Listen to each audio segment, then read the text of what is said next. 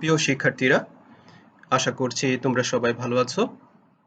আজকের অনলাইন ক্লাসে তোমাদেরকে স্বাগতম জানাচ্ছি।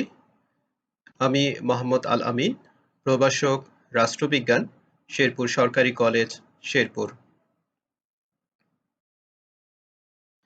আজকে আমি উচ্চ মাধ্যমিক শ্রেণীর পৌরনীতি ও সুশাসন দ্বিতীয় পত্রের পঞ্চম অধ্যায় বাংলাদেশের সরকার ও প্রশাসনিক কাঠামো থেকে বাংলাদেশের রাষ্ট্রপতি সম্পর্কে আলোচনা করব। আজকের এই আলোচনা শেষে শিক্ষার্থীরা বাংলাদেশের রাষ্ট্রপতি পদের যোগ্যতা সম্পর্কে ব্যাখ্যা করতে পারবে, বাংলাদেশের রাষ্ট্রপতি পদের নির্বাচন ও মেয়াদ সম্পর্কে ব্যাখ্যা করতে পারবে, বাংলাদেশের রাষ্ট্রপতি পদের অভিশংসন সম্পর্কে ব্যাখ্যা করতে পারবে, বাংলাদেশের রাষ্ট্রপতির ক্ষমতা ও কার্যাবলী সম্পর্কে ব্যাখ্যা করতে পারবে। প্রিয় শিক্ষার্থীরা, বাংলাদেশের রাষ্ট্রপতি সম্পর্কে আলোচনার পূর্বে আমরা শাসন বিভাগ সম্পর্কে জেনে নেব। পূর্বের ক্লাসগুলোতে আমরা বাংলাদেশ সরকারের ৩টি বিভাগের মধ্যে আইন বিভাগ সম্পর্কে আলোচনা করেছি। আজকে আমরা শাসন বিভাগ সম্পর্কে আলোচনা শুরু করব। শাসন বিভাগ বলতে সেই বিভাগকে বোঝানো হচ্ছে যে বিভাগ দ্বারা জাতীয় সংসদ কর্তৃক বা আইনসভা কর্তৃক প্রণীত আইনগুলো এবং সরকারের বিভিন্ন সিদ্ধান্ত ও নীতিগুলো বাস্তবায়ন করা হয়ে থাকে। বাংলাদেশের শাসন বিভাগের যে কাঠামো রয়েছে এটিকে মূলত দুইটি অংশে ভাগ করা হয়ে থাকে। সাধারণ অর্থে শাসন বিভাগ বলতে মূলত রাজনৈতিক অংশকেই বোঝানো হয়ে থাকে এবং এই রাজনৈতিক অংশটি রাষ্ট্রপতি, প্রধানমন্ত্রী এবং মন্ত্রী পরিষদ নিয়ে গঠিত এবং এই অংশের মূল কাজ হচ্ছে বিভিন্ন ধরনের সরকারি নীতি বা সিদ্ধান্ত গ্রহণ করা। এবং ব্যাপক অর্থে শাসন বিভাগ বলতে রাজনৈতিক অংশের পাশাপাশি অরাজনৈতিক অংশকেও বোঝানো হয় এবং এই অরাজনৈতিক অংশ বলতে সরকারের বা প্রজাতন্ত্রের বিভিন্ন সরকারি কর্মকর্তা ও কর্মচারীদের সমষ্টিকে বোঝানো হয়ে থাকে এবং এই অংশের মূল কাজ হচ্ছে রাজনৈতিক অংশের বিভিন্ন নীতি এবং সিদ্ধান্তকে মাঠ পর্যায়ে বাস্তবায়ন করা। এবং বাংলাদেশ শাসন বিভাগ সংক্রান্ত বিধিবিধানগুলো বাংলাদেশ সংবিধানের ৪র্থ ভাগে বর্ণনা করা হয়েছে। প্রিয় শিক্ষার্থীরা, এ পর্যায়ে আমরা বাংলাদেশের রাষ্ট্রপতি সম্পর্কে জেনে নেব। তোমরা এখানে বাংলাদেশের বর্তমান মহামান্য রাষ্ট্রপতি অ্যাডভোকেট আব্দুল হামিদকে দেখতে পাচ্ছ। গণপ্রজাতন্ত্রী বাংলাদেশের রাষ্ট্রপ্রধানকে রাষ্ট্রপতি বলা হয়ে থাকে। তিনি বাংলাদেশের যে ৩টি বিভাগ রয়েছে অর্থাৎ আইন বিভাগ, শাসন বিভাগ এবং বিচার বিভাগ, সকল বিভাগের তিনি আনুষ্ঠানিক প্রধান ব্যক্তি। তিনি বাংলাদেশ সামরিক বাহিনীর সর্বাধিনায়ক, অর্থাৎ বাংলাদেশের যে সামরিক বাহিনী রয়েছেন তিনি তার সর্বাধিনায়ক হিসেবে সকল প্রকার আদেশ এবং সকল ধরনের নির্দেশনা দিতে পারেন। রাষ্ট্রের অন্য সকল পদমর্যাদায় অধিষ্ঠিত ব্যক্তিদের উপরে রাষ্ট্রপতি রাষ্ট্রপ্রধান হিসেবে স্থান লাভ করে থাকেন। এ পর্যায়ে আমরা বাংলাদেশ রাষ্ট্রপতি পদের যোগ্যতা সম্পর্কে জেনে নিব। বাংলাদেশ সংবিধানের ৪৮-এর ৪ অনুচ্ছেদ অনুযায়ী কোনো ব্যক্তি বাংলাদেশের রাষ্ট্রপতির পদের জন্য যোগ্য বলে বিবেচিত হবেন যদি তিনি বাংলাদেশের নাগরিক হয়ে থাকেন। দ্বিতীয়ত, তার বয়স কমপক্ষে ৩৫ বছর হতে হবে। তৃতীয়ত, তিনি একজন সংসদ সদস্য হবার জন্য যে যোগ্যতা প্রয়োজন সে যোগ্যতা সম্পূর্ণ হবেন। তোমরা পূর্বের ক্লাসগুলোতে জাতীয় সংসদ সদস্য হিসেবে নির্বাচিত হওয়ার যোগ্যতা এবং অযোগ্যতা সম্পর্কে জেনেছ। এবং চতুর্থ যেই যোগ্যতাটি রয়েছে সেটি হচ্ছে এমন কোনো ব্যক্তি রাষ্ট্রপতি হিসেবে নির্বাচন করতে পারবেন না যিনি ইতিপূর্বে রাষ্ট্রপতির পদ থেকে অপসারিত হয়েছেন। এ পর্যায়ে আমরা বাংলাদেশ রাষ্ট্রপতির নির্বাচন ও পদের মেয়াদ জানব। বাংলাদেশ সংবিধানের ৫০ অনুচ্ছেদ অনুযায়ী বাংলাদেশ জাতীয় সংসদের সংখ্যাগরিষ্ঠ সদস্যদের ভোটে ৫ বছরের জন্য রাষ্ট্রপতি নির্বাচিত হয়ে থাকে। তবে কোনো কারণে রাষ্ট্রপতি ৫ বছরের পূর্বেও তার পদ থেকে পদত্যাগ করতে পারেন অথবা সংসদ সংখ্যাগরিষ্ঠ ভোটের মাধ্যমে তাকে এই পদ থেকে অপসারিত করতে পারে। দ্বিতীয় যে বিষয়টি রয়েছে সেটি হচ্ছে বাংলাদেশের রাষ্ট্রপতি হওয়ার ক্ষেত্রে কোনো ব্যক্তি একাদিক্রমে বা যে একাদিক্রম ছাড়া যেভাবেই হোক না কেন ২ মেয়াদের অধিক রাষ্ট্রপতির পদের জন্য বিবেচিত হবেন না। অর্থাৎ রাষ্ট্রপতি হিসেবে একবার নির্বাচিত হলে তিনি ৫ বছর ক্ষমতায় থাকবেন।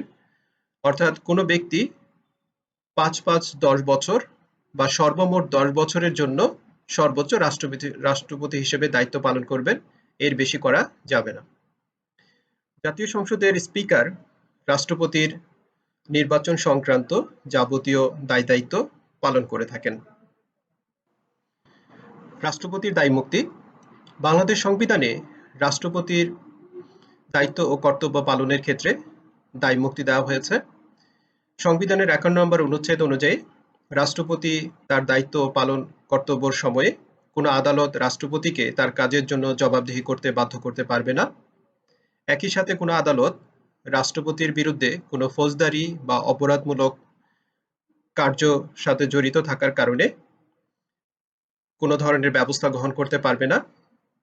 এছাড়া কোনো আদালত রাষ্ট্রপতির বিরুদ্ধে বা রাষ্ট্রপতিকে আটক করার জন্য গ্রেপ্তারি পরোয়ানা জারি করতে পারবে না। বাংলাদেশ রাষ্ট্রপতির অভিশংসন ও অপসারণ। বাংলাদেশ সংবিধান অনুযায়ী রাষ্ট্রপতিকে মূলত ২টি কারণে তার পদ থেকে অপসারণ করা যায়।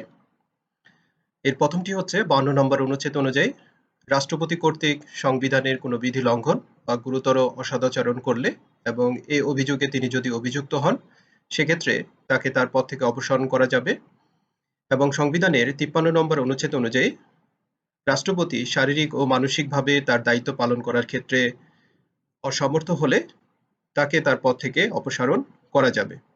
এবং এই দুটি ক্ষেত্রেই বাংলাদেশ জাতীয় সংসদের মোট সদস্যদের মধ্য থেকে ২/৩ সদস্যের সমর্থনের মাধ্যমেই কেবল রাষ্ট্রপতিকে তার পদ থেকে অপসারণ করা সম্ভব।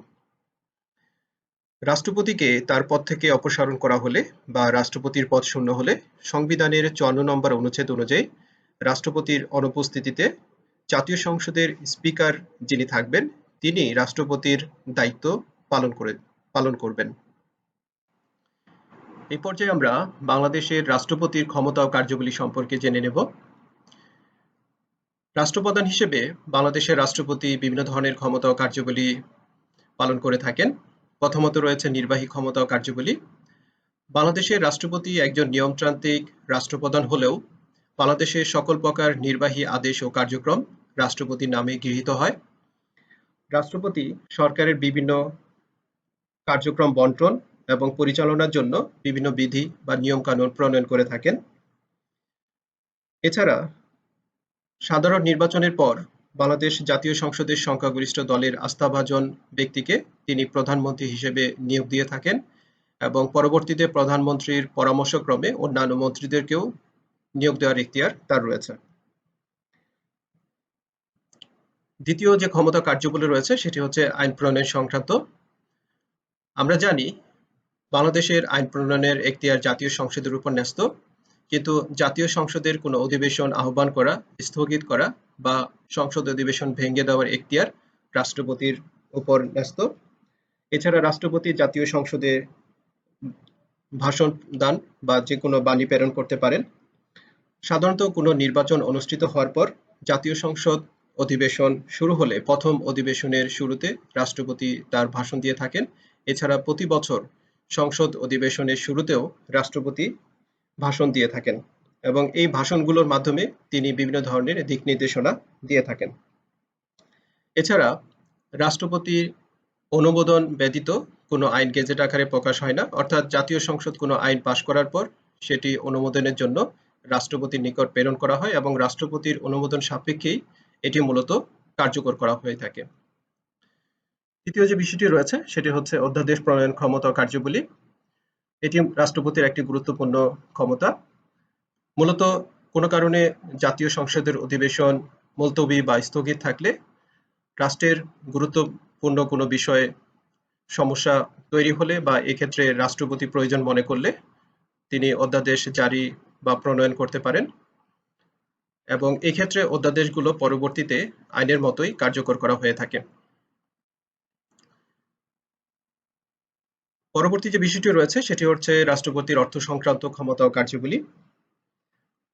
রাষ্ট্রপতি বা তার সুপারিশ ব্যতীত জাতীয় সংসদে কোনো ধরনের অর্থ বিল বা বাজেট উপস্থাপন করা হয় না।